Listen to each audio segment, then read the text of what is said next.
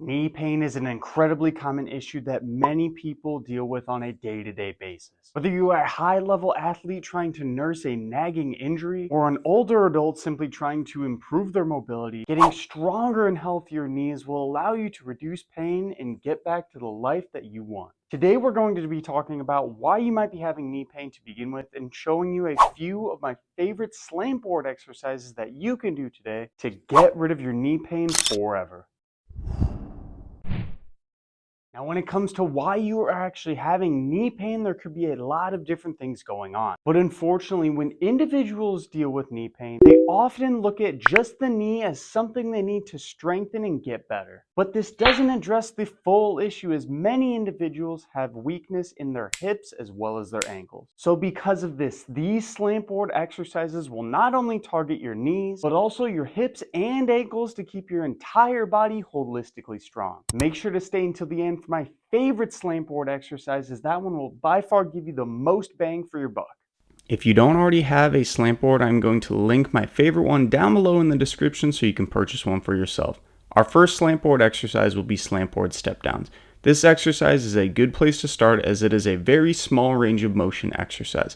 Simply stand up on the Slantboard and allow one leg to dangle off the side, and then you're going to slowly tap the heel on the ground. Make sure you're not pushing up with that foot that's dangling to the side.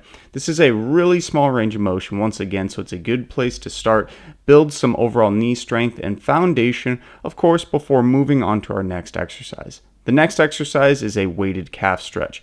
This one is going to have you with your toes actually forward on the board, and then you are going to gently push your knees forward. Notice I kind of have a counter assist to hold on to, as this takes a lot of balance. And then in this position, we're just holding back nice and easy. You notice you're getting a good stretch on those calves, but we're also using our body weight to get a little bit of strength as well. So it's kind of a 2-for-1 special here, good bang for your buck. You can also add some calf raises to this as well if you do become stronger in that area to get some more ankle and knee strength overall. On top of that, we're going to add in some toes up deadlift.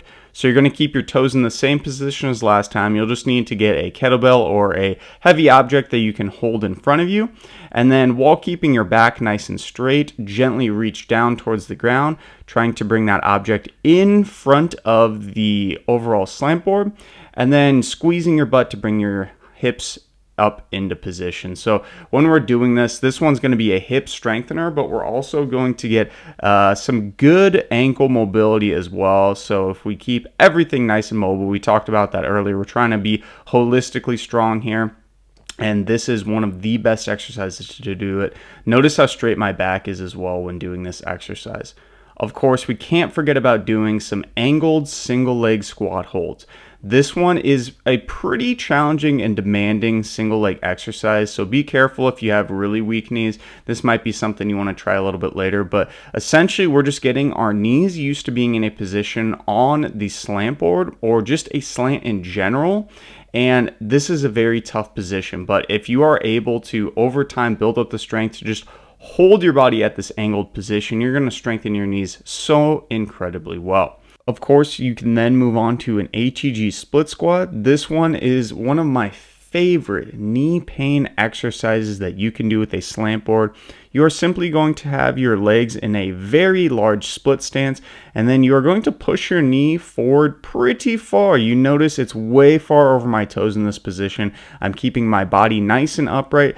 The thing about this too, though, you can actually elevate it, which makes it much more easier and accessible on you. So if you have a lot of knee pain, I would definitely recommend starting out with this elevated version and kind of go from there. And basically you're just pushing your knee forward. Don't overthink this one. Try to keep your back knee up off the ground. Keep your chest up nice and high, multiple repetitions on each leg. Once you finish with that, you can finish on to the last and probably the most effective Slantboard exercise for knee pain, being our Slantboard squats.